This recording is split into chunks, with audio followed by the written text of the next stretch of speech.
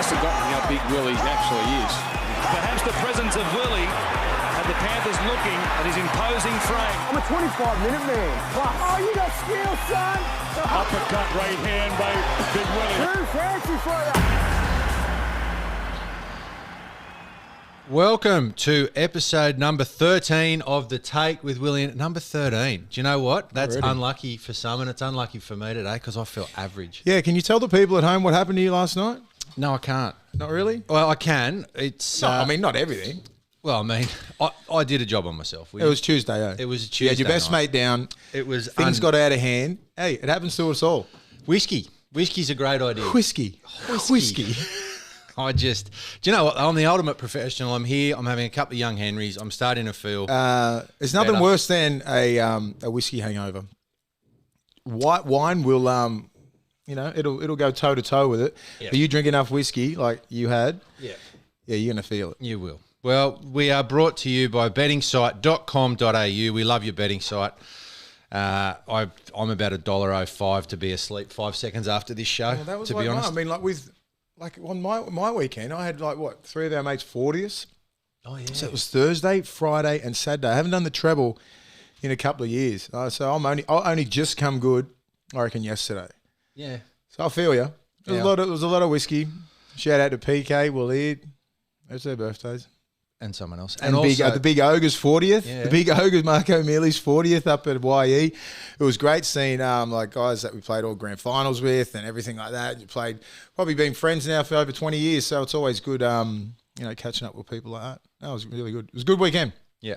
And for all those people listening at home, let me tell you, the weekend is a much better time to do that to yourself than a Tuesday night because Wednesdays are pretty average. What I have got here, though, is the producer. I do say the producer's pretty average at times, and let's be honest, he is. But he's come through with something here. He's actually got the figurine, the doll. Wow. You can't see it, but if you go on all our social media, we'll have a photo of it. There's some lovely things said about you, but the most important thing is that the thing's cross-eyed, Will. It's a little bit cross-eyed. It's cross-eyed. Well, that's only you just picking out little defects. Defects? Well, it was from 2006, and that was a pretty solid year. I don't know where you're looking. Off the field. You're probably trying to throw it was probably just an action shot on a Saturday when we were out on Friday. It's late. It's late in the night. Yeah. All right, William. So let's start, I think, with there's been, I don't know, I kind of like it, to be honest. I like that players now have Twitter and they have the ability to be able to fight back where they feel as though they're being unnecessarily maligned. The Canberra Raiders halfback, George Williams, he's been agitating for a release. He's a bit homesick and he doesn't want to be here anymore, and that's completely fine as far as I'm concerned. I think, plenty of Australian players go over to Super League and do the same thing. Or sign in France. Or sign in France. Yeah. We've got a better option over there. Yeah. My plan was just to get over there. Just get into. So I can get into France. You're not going to try and go to New Zealand or Tasmania or anything like that, please. They could put Tasmania should have a side. They don't talk about Tasmania as an expansion side, but essentially, Fox Sports and the journalist at Fox Sports, or Baldy as they call him, he's copping it. He's copping it, mate. I love Hoops. He's a good dude. He's a good dude, but the fucking Raiders hate him. Because John Bateman hammers him all the time. George Williams, so they've had a little bit of beef there. That doesn't matter. I think I don't know how you feel about this, but I just look at it and I go, now George Williams is clearly. He's decided he doesn't want to play for the Raiders anymore, which, which was, about a month ago, they said? Yeah. He said that, he started saying it then. Yeah. He's then got to a point where, obviously, this week, it's obviously got to him to a point where he's just said, I'm not playing this week, Mm-hmm.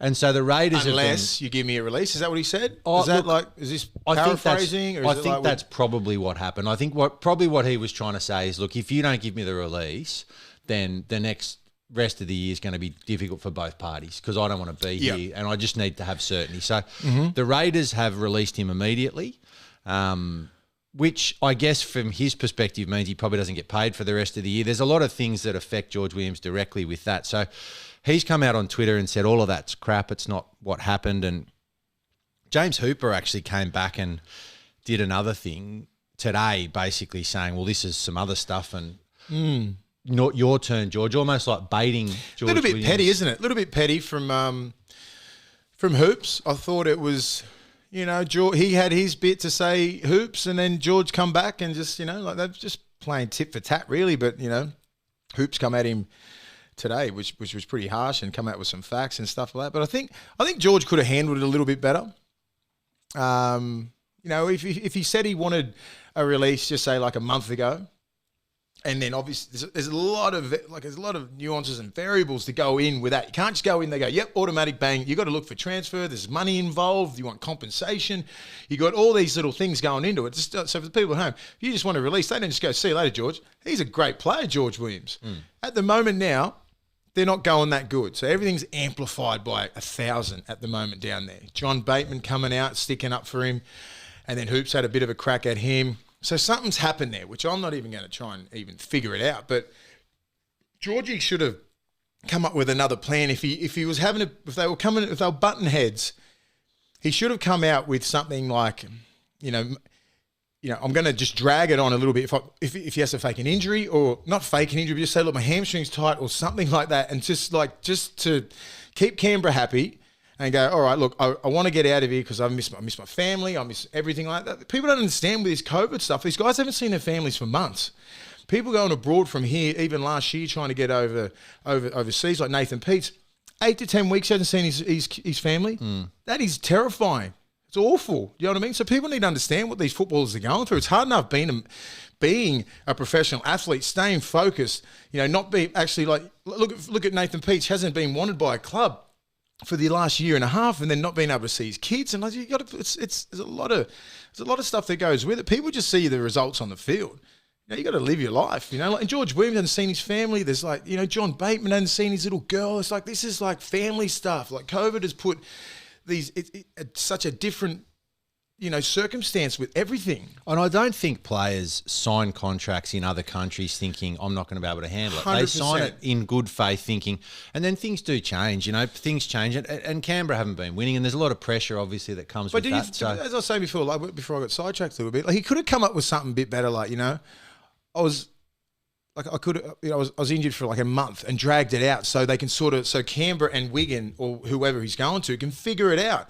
Don't just go, I want immediate release, and then all of a sudden Canberra find out that you're sort of faking this kind of stuff, and then, you know, like Ricky Stewart finds out that it's personal, and he takes it personal and he goes, fuck you, you're out. That's what Ricky's like. You know what I mean? So if he finds out that you're trying to play both sides, you're done. And I'm pretty sure Ricky Stewart found out. I've known Ricky since 99. And you get on his bad side, you're fucking done. Like, people know what Ricky's like. There's a couple of people you don't mess with. Bozo, God rest his soul. Ricky Stewart, Ray Hadley, and that's about it. 3 blokes that I was terrified of. Yeah. That you just would not get on their bad side because they could ruin your career. I reckon if you look at great people, but very powerful humans. Sides, God rest your soul, Bozo. You're a great man. But both sides of this come out looking bad now. So George Williams looks as if he's sort of, you know, he's walking out on a contract. The Raiders look as if they're not having the players' welfare at the top. I don't understand why the Raiders didn't just say to him, okay, we'll give you the release at the end of the year, but we want you to put your head down and do your best for the rest of the year. If he does that, surely then George Williams goes, all right, no worries. So I don't understand. But there's obviously some little discrepancy in the middle there when he probably would have come to the club and goes, look, if you can give me a release within the next 6 weeks or something like that, I'll play my best football, but as long as it happens in a month or 6 weeks or whatever sort of time frame. He wanted it end of the year. But I just wanted it. But he said end of the year, but then he's trying to, then Canberra would have found something out that he wants an immediate release. So they're going, bang, have an immediate release. Don't try and play us. We're trying to look for the future. Yeah. Do you know what I mean? Like, we don't want you for the end of the year if you want out right now. So they'll get you out right now. It's almost like 2 power moves. So Williams pulls a power move by not turning up to training, forcing their hand. Yeah. And then Canberra, instead of saying you can have the release at the end of the year, they pull a power move and go, well, you're out now. Yeah. Well, that's what's happened. So George could have just, like, they both could have played it a lot better, but it didn't happen. Like, you can't really, so many people talk in this game, you can't get away with anything. Managers talk, players talk, and it's the end. Like, coaches talk, and down there, like, it seems that everyone's talking. I reckon, honestly, and again, you know my hatred of player managers, but this has got player manager written all over it. You know what I mean? I don't reckon George Williams is there going, he's going to his manager and saying, listen, drag it out. My fiance's pregnant and I want to go home. And then the manager's going, well, you're going to lose 400. You're going to do this and you're going to do that. And he's thinking about, obviously, his own impact there and how it's going to affect him. He might leave a lot of money on the table. Do you know what I mean? So they've got to sort all this kind of stuff. Punny. Yeah, but they've always, exactly. So they've got to sort it out. When it comes to contracts, you need an amicable agreement. And it seemed like it was at the start when he goes, look, I'll play the end of the year, but as long as you give me a release out at the end of the year. And then obviously something has happened in the last week or two where maybe someone else has come to the party and he wants an immediate release, or he's said something to someone. Do you know what I mean? Something like that. It can't just go pear-shaped like it is now. Do you know what I mean? Like, it just can't happen. People are jumping on James Hooper, and Hoops is a reporter, but he's doing his job. Yeah, exactly. You know what I mean? Like, people are now talking about Fox. They're clicking on Fox. Like, people that don't think that he's just the whole thing with him now saying over to you, George. The bloke's just trying to get people involved and on the hello, young Henrys. Yeah, he's getting people involved on their websites or whatever. So he's doing his job. I don't have a problem with James Hooper coming out. Was that article on in the Telegraph or whatever he writes? It was on Fox. So it's Fox. Fox. Fox. So Fox just it's all about clickbait. It's all about people just, getting views and all that sort of shit. So they're trying to just put fuel on the fire. Hoops doesn't want to argue with fucking George Williams. He's got better things to write about. Yeah. But he's getting told to write about it because everyone's looking at it and talking about it. It's pretty petty, but it is what it is. But Georgie should have handled it different. Yeah. Maybe come up with some sort of injury. I reckon grade 17 hamstring tear. That can actually drag on for ages. Yeah. It can. Like, you can just, if he had played it like that, he goes, all right, well, until they give me that full release, I'm just going to be like, you know what? My hamstring's tight. You know what I mean? Like, you can't, and no one can question your credibility. I'm just saying, I've seen some players do it. Would you? I would never do it. I just wouldn't play. How would you? How would I do it? Would you say, hey, Ricky? Hey, Ricky, you wouldn't believe it, Rick, but my back is broke. It's spinal. It's spinal. I had a spinal. You wouldn't believe it, Ricky. I went to the physio and they said, you wouldn't believe it, George, but your back is broken.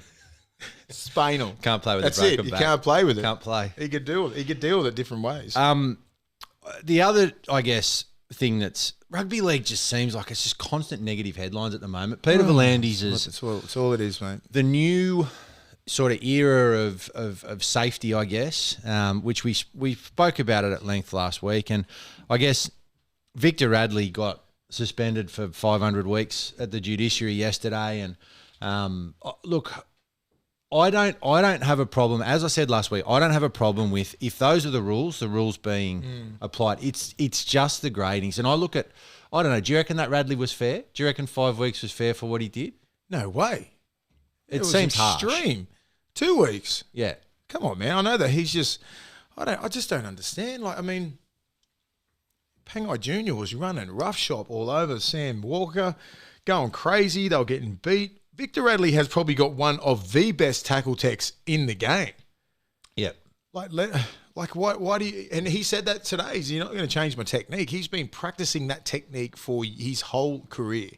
He's not the biggest bloke. He's not the strongest bloke, but his tackle tech gets him out of a lot of things, and he generates a lot of power, and that kid is a gun. I'm shattered for him. Last year, injury, ACL, Origin Series. This year, bang, 5 weeks on the back burner for the whole Origin Series. Just say if New South Wales is up 2-0 or whatever, there's no chance that he's going to play in that third game. No, there's not. You know what I mean? So that's 2 years in his prime. Yeah. I just feel sorry for him. He doesn't deserve 5 weeks. I get it, Peter V'landys. I know you're listening because you're a massive fan. But, he's just that scapegoat. It's unlucky. Yeah. But I get it, what he's trying to get out of the game. Shoulders to the head. Was it a shoulder to the head to Vita? To Pangai Jr.? It looked like a solid hit, man. Straight shoulder to chest. That was just him putting a big hit on a big bloke with perfect tackle tech. He didn't. Pangai Jr. didn't dip down, and then Radley didn't jump up. There was nothing. It was just a perfect hit. Yeah. Was that the only one he got charged with, or did he get another couple? He had 4 charges or something. I think there was He went 3 mad. charges. He went berserk. But Because I thought the main one was on the Pangai Jr. Yeah, well, that's the one they show because it looks so brutal. That was, and I think the thing as well is that if you think about the pressure that comes from above, so you think about V'landys, V'landys makes a call on this is what's going to do. The referees then have to. Oh, they got to listen. They've got to listen. They've got to enforce it because otherwise, V'landys isn't the sort of bloke that mucks around. If you don't do what he says, then you're out. So I feel like the judiciary is probably in the same position. They're probably sitting there yesterday going, well, if we don't make an example here, then it sort of devalues what I reckon Volandis would have said to him. You got to go hard. There's other things in the game they should have gone hard about in the years to come. Like when a kicker is kicking the ball, you stay away from his legs. Lodge hit, I think, Cam Munster 2 years ago in the first round, and he got 1 or 2 weeks. That's when you should have went 6 weeks, and no one would be catching kickers. I think tackling kickers when they're in midair and they're vulnerable is the worst thing you can do. In the game. I think because that guy he's trying to kick the ball, you're going full pelt ahead at him. It's not fair. He's unprepared. He can't protect himself. He can't do anything. Players have to learn to just lower their guard a little bit. You know what I mean? Like the bigger blokes. I mean, they've really got to learn. It won't be hard for Victor Radley. He hits hard. He doesn't hit around the head. No. That was just a mistake. He was just going a little bit wild. People falling into him. He's an aggressive player. But guys 6'2" and over, heading towards 6'5", some big boys in our game. Campbell Gillard and Junior Paulo and, you know what I mean, Big Papali and all these blokes. They like to swing their weight. They're just big boys. Like most of the big boys have to watch. But even you see some little fellas trying to hit big blokes, it doesn't look as bad. So no one really gives a shit. But they've got to be consistent with it. That's all I say. I keep saying it all the time on the show. Just be consistent with the rules. Don't just rule Victor Radley out. For last week's game, and then we do a little bit of a blitz, and then for 2 or 3 weeks, and everybody, we fall in line and comply, and then we just fucking seem to go a bit crazy towards the end of the year. Get through Origin. Origin's a whole different set of rules, apparently. Do you know what I mean? We're getting into Origin. You're going to have the same set of rules for Origin? 100%. They are. It's going to be the fucking stupidest Origin I've seen in 20 years if you're going to see. It's be fucking 9 on 10. Yeah. Because things are going to go wrong in Origin because that's the most brutal game you can play. And everybody doesn't care. And you think, Will... You used to play the game. So when I was young, I wanted to play that game. I wanted to play Origin because it was the most aggressive sport that you could... It's the highest level of rugby league and aggressiveness that you could play as a rugby league player. That's why I wanted to play. That's why every kid wants to play. Not made for everyone. Can't baby everyone. I fucking told everyone that. Don't play the game. I just honestly see, like when I was young, I said, I want that. I want to play Origin because it's the most aggressive shit I've ever seen in my life, and I love it. And it's not, people don't look at it like I look at it, like all these. There's only been a couple of hundred people played Origin out of the thousands of players that have played. You know what I mean? It's a hard thing to crack. Well, tell me this. You can't change these rules, man. So if they're going to be consistent, something slips up, hits you in the head there, 10 minutes. Yeah, they will. That's good. So please do it. And watch the ratings just fall. So tell me this, Will. If you're playing in an Origin game, you can almost cover a bloke. If someone gets sin bin in a club game, you can almost cover because at certain points of the game goes into lulls. There's not any lull in State of Origin. If a bloke goes off, if you're 10 playing minutes, 12 man, on 13, that's points. You'll get exploited. Your ruck will be blown to bits, and you'll end up copping it at the end of the game. Yeah. If you get a 10-minute in the first 20 minutes, or just say first 10 minutes, you've got from 10 to 20 or 15 to 25 with 12 men, you're going to get, it'll catch up at the back end because you're going to have all your bench players on sometimes, all your bench players, probably about 2 or 3 middles, and everyone's going to be shuffled around, and other players are going to be back rows, going to be playing in the centres, and all it depends on what position, and it's going to ruin you. I mean, I get it. I get what they're trying to do with the game. They're trying to clean it up. I'm not sure how much more can you do. Like, do we just want to not hit? Like, I think the game is so physical. Like, I watched the Parramatta and I watched the Eagles game. I was like, damn, I still look at this game and go, so physical. Why do you want to change it so much? Like, so much. Is it to get more people to play the game? I reckon it's changed in the last couple of weeks since this started. It started off sort of, we're worried about player welfare. Then it moved to little Johnny doesn't want to play the game because his mum won't let him. So it was participation rates. Then it changed to we're worried about litigation and CTEs and things like that.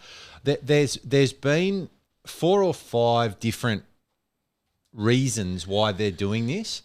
And I don't think any of them, other than player welfare, that's the only thing really that should be at the forefront. Player welfare, you mean HIA, CTE? Yeah. So making sure that players can play the game without fear of getting knocked out. But what You I just did can't. see, You can't. But what I did see was that it's always the tackler getting knocked out.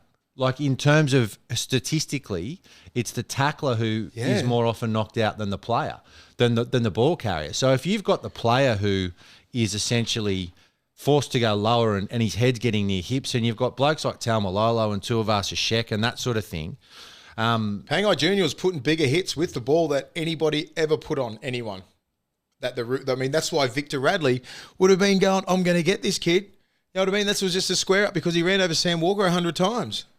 Well, here you go, Will. We've just been, Henry has done a wonderful job here. So HIAs. Henry actually handed that to me and I didn't know how to read it. Yeah, there's a lot of numbers on this, Will. It's got like a percentage sign or something like that. So basically 2/3, 71% of HIAs this year have been from the defender, and only sort of 30% from the attacker. And then in terms of the concussions, it's basically the same. So out of the 109 HIAs so far this year, then there's been 57 that were just HIAs and they came back on, and there were 52 that were diagnosed as concussions. So you're looking at about 50% of players that have an HIA needed to go off for the rest of the game because of the concussion. But essentially, it's all defenders. Yeah. So it's you got to. I mean, tackle tech would be it would be non-stop in pre-seasons, non-stop. I mean, if I was Manly, I'd just be getting Jake Trbojevic to do my tackle tech. I wouldn't be hiring anyone. He's got the best tackle tech in the game. I think Victor Radley has as well, and I think Cam Murray does. I mean, it's all going to be tackle tech. It's all going to, because the game has evolved so much into like the hitting, and it was always about collisions in the 90s, Spud Carrolls and Paul Harrigan's, bang, bang, and then it got more technical in the 2000s, and shoulder charges, but shoulder charges that used to stick, Sonny Bills and all those blokes, you know. Then it sort of like got into the wrestling in the mid-2000s because Melbourne come in about 2004, 5, started doing all this kind of stuff. It's all to eradicate Melbourne and wrestling. This is what this has got to do with it. This whole blitz has been on Melbourne, I reckon. They just want it. They just don't want the wrestling in the game. And it all started from just going, all right. And, you know, they started making the game more free running, trying to quicken the game up so you couldn't wrestle. And now it's sort of like morphous. Is it morphous? Morphed. Metamorphosized Mighty Morphin Power Rangers right into what it is now, like with the hits. Because the wrestling, people never used to, like, the hits were pretty big, but some players, just like Cameron Smith and other players in Melbourne, they never used to try and hit. They would absorb and wrestle you. So there wasn't that collision. Once they eradicated the wrestling, the collisions come back. Yeah. So this is what you're trying to. So you try to get rid of one problem, and you've caused another one because people, all we want to do is hit. Trust me. And we wanted to get rid of the fucking wrestling because all we want to do is hit. People who want to play rugby league want to hit people on their back. They look at Sonny Bill. We looked at Paul Harrigan. We looked at all these blokes, all our like people that we looked up to all the time, and go, fuck, I want to be that. I don't have the perfect tackle like Mick Neal. Do you know what I mean? I don't want that. That's what we always look at as young kids. Young kids are going to look at the game now and go, who's the best? Victor Radley's a fucking beast. Jake Trbojevic are hitting. Everyone's hitting so hard. I just don't know how to get rid of it. I honestly don't know how you're going to get rid of these hits because you've gotten away from wrestling because it slowed the game down. It ruined the game, so to say. Didn't ruin it for Melbourne.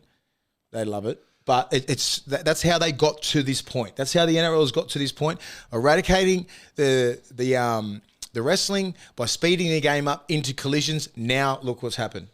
This is what's happened. If you're coached sort of to go one high, one low, so that you can wrap the ball up to stop offloads and get them back. For people that are bigger and stronger, their first instinct is to go high and wrap. Yeah. Right. So there's blokes that are terrific defenders when they go in. They're so physically strong they can wrap, but they might not have that sort of low hip drive tackle technique, and they're the blokes that are going to get their heads in the wrong spot. Yep. Because you got to understand, I mean, just say at the start, Jake Trbojevic had one of the best tackle techs in the world. His first couple of years, he had to really rectify and go back to the drawing board and go, what am I doing late? I mean, what am I doing wrong? He was dipping too early, and people were changing their footwork really late. You know, so therefore, young Henrys, hello, good young work. Henrys. Therefore, like he was putting his head right. Just say if you're running directly at me, I duck my head, and then you step off your right, and then you step off your left. My head's in the wrong position. Bang, right. hip. That's what is happening. So these young kids, they need to change their tackle tech, and it needs to hurry up because it's not these rules. We're only talking about these rules because we can talk. Everyone's talking about these are my views, these are your views, and that's about it. But it's here to stay. Volandis is doing this. He's trying to protect the players. He's trying to do something positive with the game. I understand that. This is just our comments on this shit. We can just say what the fuck we want. It's awesome. But that's just the way the game's going. I reckon overall, Volandis is a sort of bloke. If the more criticism he gets, the more he'll dig his heels in, and this isn't going anywhere. So I think players need to adjust. Players need to adjust. They just need to adjust. And I would I'd love for him to make a decision like this in December. Yeah. Where you have about 2 months to go, all right, let's just practice our tackle tech. Let's have no penalties. People 10 minutes off in the bin. We're going to be struggling. The middle's going to be struggling. We're going to be extra fitness. There's going to be so much more. We're going to do much more tackle tech. Instead of wrestling, because I know a lot of clubs are still fucking wrestling. It's a big part of the game. Tackle tech.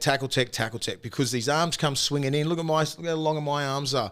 You know how hard it was not to hit people in the head all the time. I was very, very conscious of my tackle tech all the time. I was never a dirty player or anything like that. I'm 6'5" with fucking wingspan, fucking 7 foot. You know what I mean? Like I wasn't, I was never a dirty player because because our tackle tech coach was Steve Folkes. Fucking one of the greatest. One of the greatest low sort of, not like I tackled like him, but guys like Tony Grimaldi, Adam Perry, all these great fucking great players, great tackle tech. Mate, my tackle tech only come on probably later in my career, because at the start, no one gave a fuck about tackling. No one cared. In the late 90s, 2000s, all about attack. Yeah. Get out there. There was no like divisions like there is now. Middle four, right four, middle four. You know what I mean? Like left four. You know what I mean? It was nothing like that. It was just go out there, pretty much attack, and then do your best in defense. Defense is so important now. So important. That's why you get these young kids coming through. They can't get much further than reserve grade because they can't tackle. See what I mean? Like Sam Walker, he got exposed on the weekend. Yeah. You get him one-on-one like Pangai Jr. He's an anomaly, Pangai Jr., but you don't think people are going to go at him again? That's their weakness. And that's great coaching from Kevy Walters as well. Yeah. Just exposing him, because the difference between just say Kevy Walters, just say the Brisbane Broncos, Milford and not Milford, but like those young halves, they'll bring in Pangai Jr. onto the ball. And then the difference between him and Fafita hasn't got the halves to actually get him one-on-one. They did it a couple of times, and they did it against Brisbane, and he got one-on-one right near the line. And he was unstoppable. Yeah. Everyone's game planning now for David Fafita. Yeah. You're getting up and in, up and out, trying to get his legs because they're not bringing him onto the ball. Cut his space. Yeah, you got to utilize and just get up quick, shut his space down, grab legs, try and do your best. You just don't want him one-on-one with your halves. And that's what happens with all these guys. Like, I mean, the Broncos have got so many players like that can destroy you. It's only a matter of time until they hit some form. And beating the Roosters last week, I'm not saying they're going to turn the corner, but they could. Well, the Broncos, after destroying my bet, are playing. I don't know how many times that the Broncos have ruined my bets over the last little while, but I tell you what, I am never, ever taking a bet with a game with them. Every week, I think they fuck me up. I hate them. No, I don't hate them. That's a harsh. strong word, Ian Byrne. I'm glad that Seabold's gone. I like him again. But I'll have to turn on the night soon. But the Broncos are playing the Storm in the Thursday night game. This is another one. Look, again with the Broncos, they've got a new halves pairing again because Gamble got suspended, and now you've got... He's a wild little human, isn't he? I love him. I love him. But you've got Milford back again with Albert Kelly. I think Albert Kelly was good. The Broncos, again... He was great, Albert Kelly. They're just as likely to come out and get beat by 50 now. Yeah. Like, that's been their season. Their season has been one in, one out, one in, good game. Yeah, but the whole talk this week will be like... I mean, and they've had this for the last couple of years. This is where like punters get excited because they think the old Broncos culture's back in the team and they're going to win 4, 5 in a row, 6 in a row. They've shown the last couple of years they can really go good for 1 week and then fall right off for the next one. So I think they'll be looking for consistency. Milford gets another crack. Do you know what I mean? Like only because of Tyson Gamble. So you think he won't be wanting a part of this? Mm. You know what I mean? So he's going to be out there trying his best, trying to hopefully get him. I want him to play good football. I'm not rooting against him at all. I want him to play his best football, and then it'll stop all this freaking hate that everyone's giving him. It's like tropical Queensland in this studio today. Yeah, it's all right. It's It's cooled 500 down. It's degrees. cooled down. Cooled 500 down at the degrees. start. She was going hard. She's warm. I Well, don't you have know. I thought it was just the whiskey coming out. but No. I was sweating up before. You do sweat though. I'm sweat free. So Keith sweat. the Storm, they're just rolling along. There's the Storm and there's Panthers, and you That's just what can't. sucks. You know what I mean? Like usually in the last, I reckon, 10 to 15 years, you'd be like, there's a top 6. I'm not sure who'll win. Maybe Melbourne look red hot, and maybe the Roosters, and someone else would be up there. You'd be thinking at least, South is going to be up there, but I don't even know who the preliminary is going to be. Yeah, it You does. know, like it goes. I mean, look at South last week. All they're missing is Cameron Murray. Yeah, Cameron Murray. that's it. That's it. Yeah. And they can't, it's probably a good time to get, there's so many stats out there. Team hasn't been beat twice by 50 and won the comp. Who cares about stats? Stop trying to just get clickbait bullshit. I just fucking hate it. But I'm not sure if they can win it. I just look at the way that they're playing. That was very aggressive about poor old stats people. Oh, they're awful. They just do Who's it. it like David Middleton? But no, he doesn't do it. He does good stats. But just every page, I don't know. I follow so many people. It's always the same shit. Come up with something original. We already fucking know it. The Cowboys. If you had to rate the Cowboys season, how would you say they're going in terms of with the new coach Todd Payton? They've been good at It's inconsistent. Really. inconsistent Yeah. again. They're just up and down, and they win. They get up for games. They get up for games at home, which is great. They got a great stadium there. They got their fans are awesome up there. They're great people. But really inconsistent. Warriors inconsistent as well. Yeah. This would be a good game. You excuse the Warriors for inconsistency. Did you see? Yeah. Nathan Brown called Peter Volandi's horseman. Yeah, I know. Why is that? He goes, "Oh, horseman." I was like, What do you call him, horseman? But because he runs a racing. Is as that well. it? That's it. Oh the my horseman. God. And he's implying that he knows more about horses than he does about rugby league. wow, horseman. I was like, Oh, Brownie had probably a couple of horses with him. That's why. the Warriors are probably. You know what you got to credit, man? The Storm. They're away from home at the moment. They've been pretty much away from home for 18 months, probably more, and they still manage to just galvanise. That's leadership from top to bottom. Like that's you got to give kudos to a club like that. Nothing phases him. On with the job. On with the next, mate. That's just a great club. And the Warriors. Full credit to the Warriors as well. Another year just they're not going back to New Zealand this year. Nah, they're going to stick around. But I mean, they're a different breed. The Storm. Really, don't you think? Just being up there, they're in Sunshine Coast. I mean, it's great being in Sunshine Coast, but away from their families. But to have a guy like Bellamy just be the leader of the group and just galvanise people and just keep them on the straight and narrow, and you're dealing with grown ass men there, and they all just love Belly and respect him so much they just never step out of line. You said a couple of weeks ago that you thought the Dragons could go if they kept Preliminary. playing, preliminary final. After the last couple of weeks, and they've had a lot of injuries and suspensions, how are you feeling about that comment? I don't know. I'm going against it a little bit, but I just thought because I saw that. I mean, I made that comment when they played the Eels and beat the brakes off them. Yeah. Their defence was outstanding. I really didn't worry about their attack. Their attack, they can just score off tries of Dufty and stuff like that. Anyway, speaking of Dufty, what the hell's going on with him? How do they get rid of him? He's been their best player for 2 years. Well, they reckon they're going after Nico Hines, but ultimately... I hope the Dogs are looking for a fullback. Can you please get him? Yeah. He's a gun. He's a gun player. He would suit exactly how the Bulldogs play. He attacks the line. I mean, I don't know who the fullback is now. You got Allen and Selesniak and stuff. Selesniak's a winger. He's a great winger. Runs the ball hard. His play twos are outstanding, but Dufty backs up through the middle, does all these little things great. He's evolved as good as any fullback in the game. Yeah. Because of the fact that when he got into the game, he was quick and fast. And it's like, okay, that's only going to get to a certain point. Now you have to put a passing game on. You have to go down short sides, read 3-on-2s, all this kind of stuff. Nailed that. Little kicking game. He's hitting the right person when he's going down, even a 4-on-3 down like a long short side. He's hitting the right person all the time. I don't know how much more he can do. I know Nico Hines is a good player. Think about it, guys. System. How many players have been in the Melbourne system and left and gone awful? Yeah. Let's just think about that now. Any good system. That's why I look at some recruiters and go, how the fuck have you got your job? still. Like even the Bulldogs recruiters, how could you not see that Flanagan was, Flanagan just say with the Roosters, they never really get it wrong. Okay, well, 22-year-old, you got Flanagan playing good, played the whole year, and then all of a sudden Robbo and that want to get rid of him. And you think that's green light? You know what I mean? Everything's fine here. There's something up. You know what I mean? Corey Allen had a great year last year. Superstar backline. Played the end, played Origin, deserved an Origin thing. Not a leader of men, not a leader of the team, none of those two players, but we go grab him for like, what, 400,000 or 500,000 each a year. And now you're stuck with them for 3 years. Who signed those players? They need to be accountable. You know what I mean? They're the ones that need to be accountable. Coaches, GMs, not coaches, the GMs, the CEOs, they need to be accountable for some of the shit that they hire. Start sacking those blokes instead of coaches. Because the coach is not going out going, can you get Corey Allen, please? You know what I mean?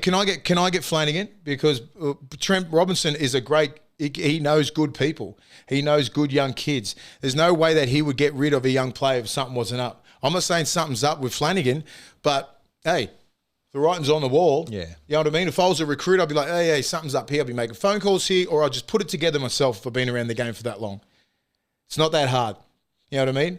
And I would understand that straight away. I'd be like, you know what? And I could see Corey Owen had that one good game, scored, was in probably about 4-6 tries, man of the match, killed it, got his Origin gig, boom. When his price went from 200, knew he wasn't going to be there next year. And then, Wayne probably went, yeah, I'll give you an Origin boost. That'll boost your thing up to about 500, 600. Good luck. You deserve it. Because he had a decent couple of years. Recruiters, mate, they're the worst. The Broncos recruiter's still my favourite. He's the best of all time. Yeah, but I just think they need to take more accountability than anyone. They just put it on the coach. Blame Madge for 7 or 8 players that he had nothing to do with. Blame Trent Barrett for 6 to 8 players he had nothing to do with. Give him at least 3 years, mate. You've got to develop these kids. The Bulldogs are going to get flogged by the Panthers again. Panthers not even talk about rolling. That. Rabbitohs Eels. Rabbitohs need to show something this week. This will be a good game. This will be a really good game. The Eels are going good, man. They got a good balance. That Lane's got, what is it? Is it Papali'i? Papali'i's got his spot. So it looks like it's stronger. Ryan Madison looks like he's fully recovered from his head knocks because he's a good player. He's a fringe Origin player, And then you got Nathan Brown playing. You got Junior Paulo, big RCG. That Reed Mahoney. Marnie. They've got a good team. They can give it a shake this year. Even though I didn't pick him in the 8. Manly flogged him. Rabbitohs, I think if they lose this game, then they reckon Wayne Bennett doesn't care too much about that mid-season part. He just wants to bring home. Get through Origin. So people don't understand. Just say one injury. Everyone's like, you know what? The Penrith are out and out favourites. Done. It's done. Penrith, give him the JJ Gilton Shield. Give him the freaking, what's the end? Telstra Cup or whatever it's called. Winfield Cup. Give him the Winfield Cup. You get Cleary. Let's touch wood. Hope none of them get injured. Cleary gets injured. They're straight back to the pack. Luai gets injured. Fisher Harris gets injured. You know what I mean? One of those key players, which most clubs usually miss, then they'll come back to the pack. Other than that, they're having like a 10 out of 10 year. I can't see really anyone beating them, but I can't see the Panthers really improving that much. They're just playing really consistent football. I can see the Rabbitohs improving. I can see Melbourne improving with Pappenhausen and that coming back. I can see them having an improve and probably getting on a level playing field, maybe even better than Penrith. They lose Nathan Cleary, they're in trouble. Yeah, but I just don't see the Panthers going from here to another level. No.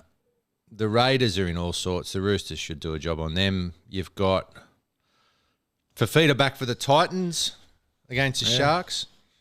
Feel sorry for your halves. Sean Johnson's back. Sharks showed a bit last week. They dropped Townsend. Yeah. Where's he going next year? Cowboys. So they don't give a shit about him. No.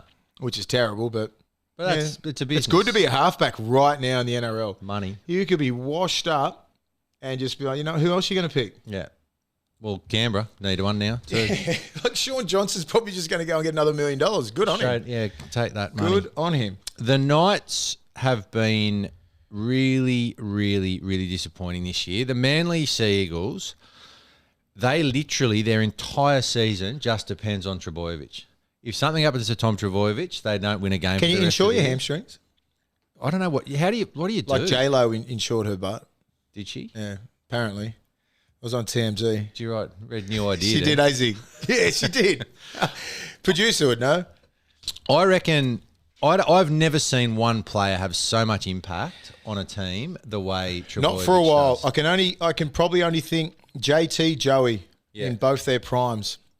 And, when they were some great clubs there for a while. Like the Knights were, they had Gidley, the Tahu, and the other Matt Johns, and then your Cowboys had the Taumalolos and Michael Morgans and all that kind of stuff. But when, back, you got to just think, in the mid-2000s when the Knights weren't awesome, Joey was that dude. And then same as in North Queensland from, the 2005 on to 2010, they weren't really that exceptional where JT was just instrumental in everything. If he played decent, they won.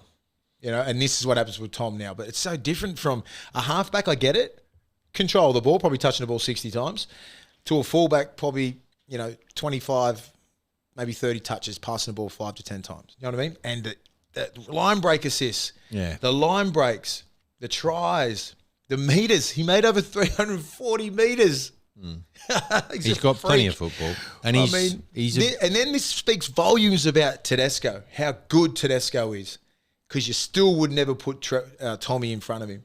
Maybe because Teddy can't play any other position, and Teddy's been the best player in the last 5 years. But if Teddy could move to the wing, you're probably going to pick Tom.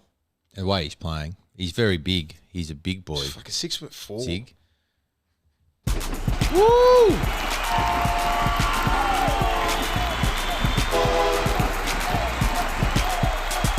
Willie's big boy. I still love that. All right, William, what do we got this week? All right. Well, big boys have been killing it this, every single week. Anyway, we'll go to my one vote. They fucked it up again. One vote goes to Fisher Harris. He's making a ridiculous amount of meters, mate. It's something like 30 plus tackles, about 200 meters. His average meters is probably about 10 to 15 meters. It's ridiculous. 2 Payne Haas, 200 meters, over 35, 40 tackle involvements. His effective tackling, quick play the balls are out of this world. And my 3 votes, Tavita Pangai Jr. I've never seen, that was one of the most dominant games I've seen from a big boy that was playing out wide. He terrorised Sam Walker, did his job exactly, probably 170 metres, something like that. Not that many tackles because he's on an edge defending. But when he made an impact, it was ridiculous. He was outstanding. But like these guys, these big boys, they're controlling the game at the moment. I wouldn't be surprised. James Fisher-Harris is top 3 for, maybe top 3 or top 5 for Dally M's. It wasn't if Trbojevic and Cleary were not killing it, he'd be killing it. He'd be up there easily. So, mate, it's been outstanding watching him every single week. It's that hard to even pick him. And even I was going to put that young Fodawaker in, but I just wasn't that impressed because of the team that he played. Now he probably did everything in that game. He's probably played better, but I just look at the teams that they played just a little bit better. The competition's a bit better. Penrith played South. South should probably be a formidable sort of team. Payne Haas and Tavita, they played the Roosters. Their pack's fucking dominant. So, if you're going to play any of these lesser teams, I'd try to say, you'd have to really kill it. Well, James Fisher-Harris is now on 11, so he's well in front of the leaderboard. So for those that are tuning in for the first time, the winner of the Willie's Big Boys gets a year's supply of our favourite beer, the Mighty Young Henrys. Willie's having an IPA. I'm having a Newtowner. And also Bondi Tony's, the big fella from Bondi. How much Young Henrys are they winning? A case a week. A case a week. It is phenomenal. I'm going to have that many calls from the head coach, whoever wins. Yeah. It's 1,000 cans. 1,000 cans. Share them with your middles. Share them with the middles, boys. So, James Fisher-Harris, you are well in front. So, thank you. And also remember, what are you getting from Bondi Tony? Just burgers. I'm getting the burgers because Penrith's a long way from Bondi.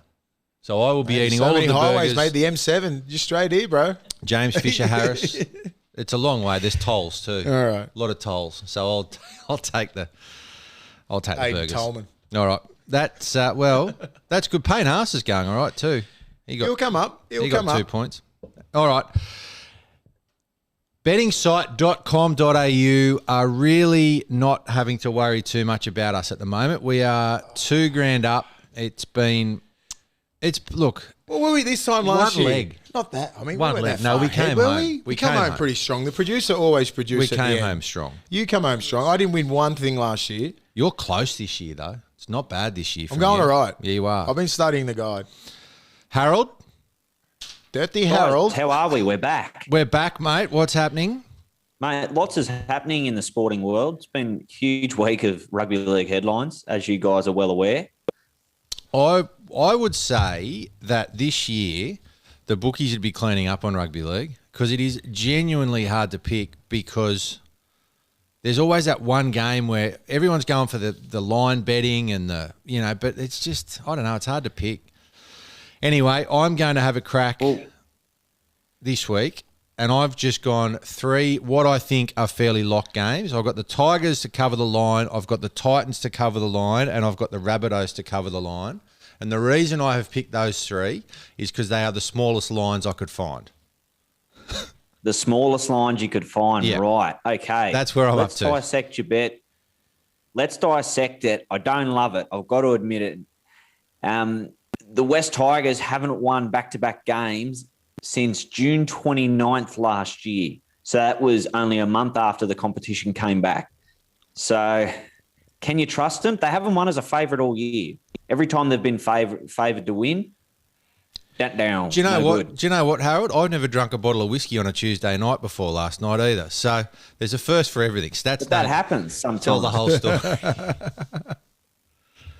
I do like the Gold Coast, the 2.5 line. I do like that leg. Souths against the Eels. I did some digging. So in Souths, in their last 21 games, they've only lost once to teams that aren't Melbourne or the Panthers. So that's actually not a bad line if you're buying into that form line as well. So if it's not the two guns, they beat everyone else. So they are favoured this week, but yeah, I reckon that game's closer to a coin toss. But yeah, I'm really iffy on that Tigers bet. Oh, you've tipped the Eels. That's why. Talking with your back pocket, Harold. So what have I got here? What price have I got here? And who's it with? $7.12. Bet365 are giving you $7.12 for that, which that's going to get you in the $350 range if that gets up for you. And we'll all be cheering. When? And I'll get nude. When that gets up, Harry. When? Yeah, when that gets up. I like the confidence. Yeah. So, William, what have we got? All right, I got the Broncos of the line, a 20.5 start they got, which I only just understood tonight We had a discussion because about what happened last week. Because the line held me last week. If I had got the line on that game, yeah, I that would was the have won. one thing. You needed a 400.5 What a start joke! Yeah, against South, come on, you Souths. killed me. I got the Titans. Oh no, that's yours. West Tigers a win. Ruben Garrick, anytime try scorer, and Alex Johnson, anytime try scorer. Look, on Ruben Garrick, I actually think he'll score the first try at McDonald Jones Stadium on Sunday afternoon. So big tick for that one. Alex Johnston is just an absolute pro at scoring tries. So if you get him in your team or get him in your multi every week, you are going to win more than you lose. You both have more faith in the Tigers than I do. But I actually don't mind the Broncos at the 20.5 start. Like, that's a big line at home. The Storm usually flog them up there, but they did show last week that they are capable and they would have got a lot of confidence out of that. Like, I don't think they can win, but I think they can, not get their ass completely kicked. So, yeah, that for $8.82 with Neds is well and truly in play. All right. $8.82, that's more than mine. Well done. And mate. I did back the Dragons too. Gee, you're hedging.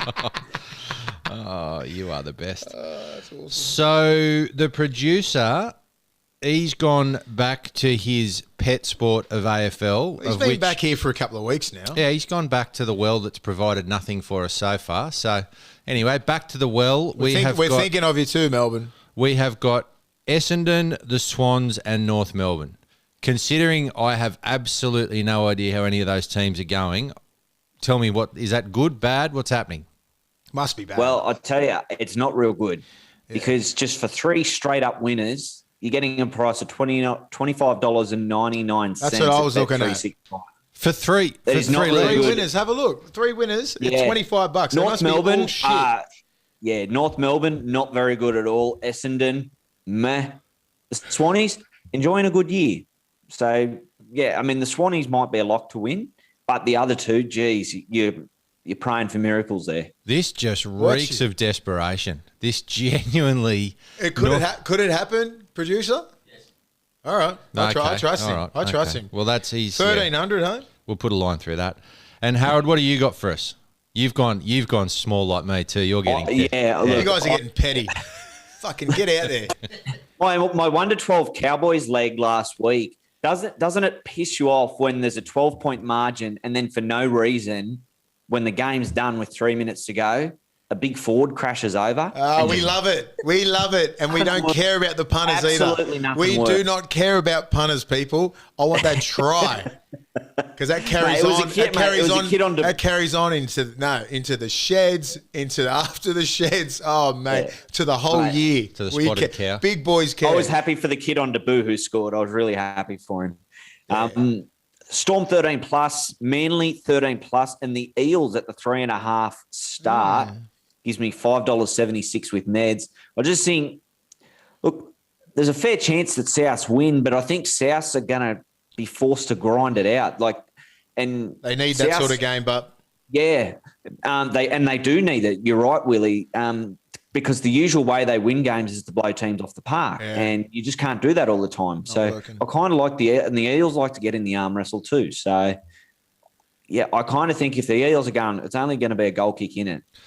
Adam Reynolds, more value to the club. Who knew? Well, at the moment, we've got about $2,300 in the kitty, which is not bad, but we've got to get some winners. We've got to get some winners up. So this could be the week. And look, I think Manly 13 plus is just an absolute lock.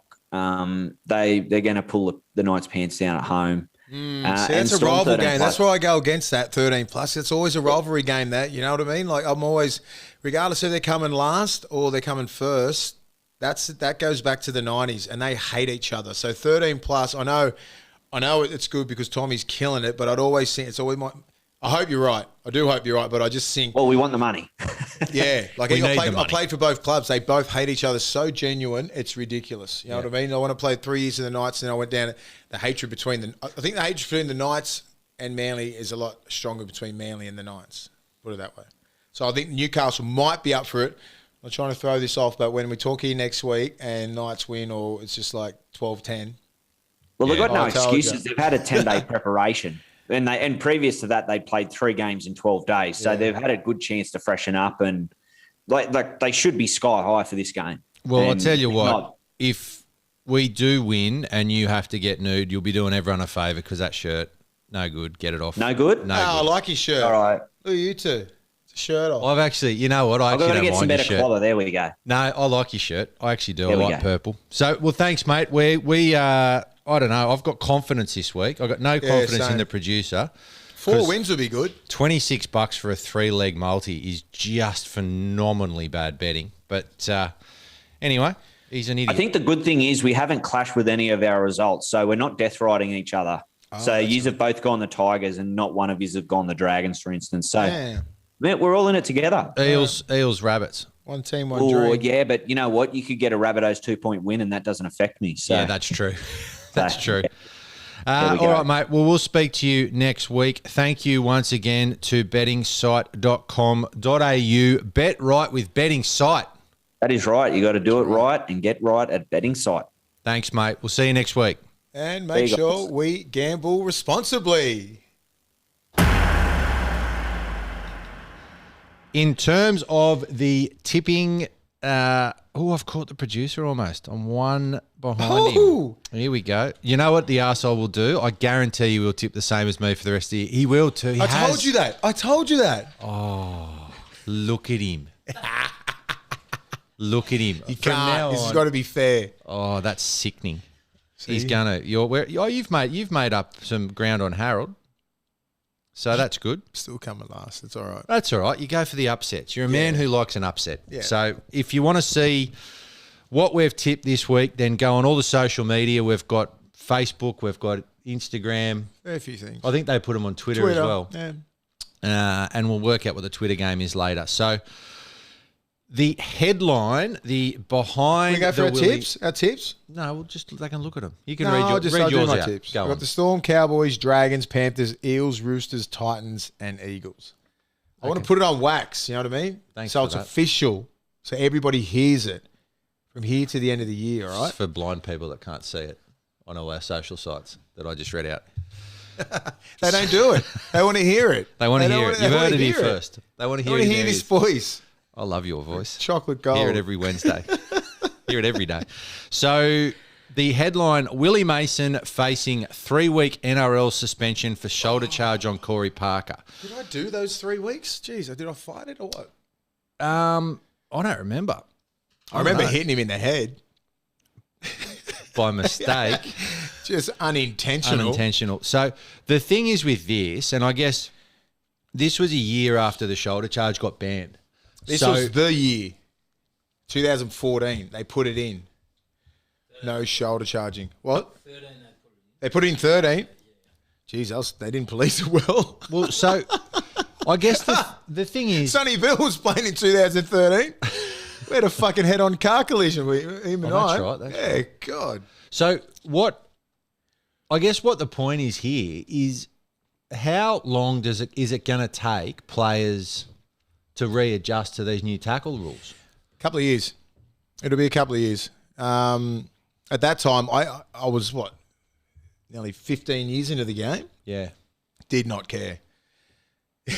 Honestly, didn't care. I seen Corey Parker's head and I just wanted to hit it. It wasn't a big deal. And he'd do the same to me. And players like who come through that era, that 2000 era, would have done the same to each other. And I just think it's a different mentality right now. These kids know the repercussions are a lot stiffer than. I mean, I know that sounds like they cracked down on that, and I thought it was a bit rough because I was from that old school sort of 2000 bit when I thought that was just play on. Cop the medicine, didn't really. I don't even think I really tried to fight it. Just copped it. I think I copped the early plea 2 weeks and sat on. Well, you the probably sideline. got I think I got the early plea. Yeah. I think I copped the early plea. I don't even think Wayne didn't even bother. I think it wasn't that big a deal. But I think now losing key players, losing everything like that, it's just it's a lot bigger deal, man. Like that wasn't a big deal.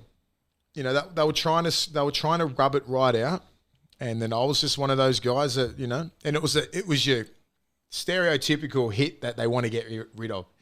Shoulder to the head, falling, all that sort of shit. It was everything that they hate, everything. And I knew that, and I was just like, I don't know, my thought process went. I was like, fuck it, I don't like him. So You don't think about it. you don't think about it. You just go, well, I don't like the opposition, and I'm just going to try and take his head off. That was your mindset back then, and you'd probably change it right now because you've just got to. If you want to keep playing, as I said, 15th year in the game. Was never like that in my first 10 or anything like that. You know, like by that time, seeing you playing the game, being around the game, 2 weeks did not faze me. You know what I mean? Like I would think I'd rather do 2 week rest. A lot of time on the you know what I mean? exercise bike. It's just a bit of time. If I'm into my third year, I don't want any weeks. Yeah. I don't. So your mindset has to change, young kids out there. You got to work hard in the preseason. You got to fix your tackle tech up because you're going to let yourself down. I think Kane Evans said today, he said he doesn't want to be suspended or getting all these fines because they can fine you, even if you're not suspended. But it accumulates. The next minute it's like 20 grand at the end of the year. These kids they got families, they got mortgages to pay, they got a lot of shit to pay, and they're not all on $1 million. So a lot of these kids will think in their head, and the penny will drop. I can't be this dude anymore. It's got to be, and the hits aren't not going to be harder. They're going to be harder. They're just going to be more methodical, more technical, and they're going to be breaking ribs. They're going to be doing everything. They're going to be hitting quads. The amount of hits that they're going to be copying, be hitting 3 ways. Being honest, like your chest is going to get caved in, your ribs will get caved in, and so is your hips. 20 grand for you in fines was a good year. Yeah, 1 year in 2003, I got fined 90 grand. Not bad. It was all right. That was yeah, good. it was solid, It's a good year. Yeah, but like I just think these young kids, I encourage these young kids. I know we say a lot on the show about, saying whatever Volandis is going against because we don't know any different. You know what I mean? Like you're changing the whole fabric of the game. You know what I mean? Like you're changing rules on the run. people don't like change. I understand change. I evolve with everything. I evolved with that. I didn't hit many people that high. You know what I mean? I wasn't a dirty player. But it was a circumstance. I just went bang, hit him, whatever, copped 2 weeks. Never got suspended again. Well, yes, I did the next year for a shoulder charge on Tom or George Burgess. And that was just like, fuck, do you see? How did he try and tackle a Burgess brother? Jesus Christ, 120 kilos of footwork. Yeah. It was an accident. I actually got a good hit on him and it was an accident. But, you know, back to what I was saying, you got to just encourage these kids just to you got to stay on the field. You got bills to pay. You're going to try and make a living out of this game. And rugby league is your living. And you need, the best ability is availability. It's an old saying, but you need to be on the field to do that kind of stuff. You can't be missing 2 or 3 weeks. Haven't heard you that. Can't be doing, you haven't? No, it's good. Yeah, well, you learn something every day. I'll steal that. Best ability is availability. You got to be on the field. You got to be doing your thing, and you can't be letting the team down. Put the team before you. I never was a selfish player, ever. Always the team first. Do you know what I mean? Like, especially on the field. It was just like, well, it's the brotherhood kind of thing. You don't want to be that. And these players will evolve. They will. It just won't happen straight away. Yeah. It can't happen mid-year when you do fucking round 10 blitzes. Round 10, bang, you don't hit anyone high, you're going for 10. If you slip over the shoulder, you're going for 10. It doesn't happen like that. And I know for Andy, he's got to start somewhere. Yeah. You're going to start somewhere. It's going to be here a year or two, and there'll be the hits will be big. Trust me. If you're a fan of the game and you know exactly how these kids are built and how they're trained and how they play, their hits are not going to be done. The absolute worst thing about this headline is the fact that you genuinely do not look 1 second older in this photo from 2000, whatever it is, 14, and you look exactly the same, and it makes me feel sick. As I Polynesian look at my genetics, hair. mate. I know. What about my Irish? I'm going well. That concludes. Yeah, I'm looking at the. What are you looking at? He's looking at the doll. Yeah, less cross-eyed. Yeah. That's the end of the show anyway. Anyway, rate, review, subscribe. Rate, review, subscribe. Do all those things because it's important. We will be on a Twitter game. We'll do a Twitter game. Twitter game will be one of them. Eels and Rabbits. No? We'll work it out and we'll let you know on social media. See you guys. Have a good week.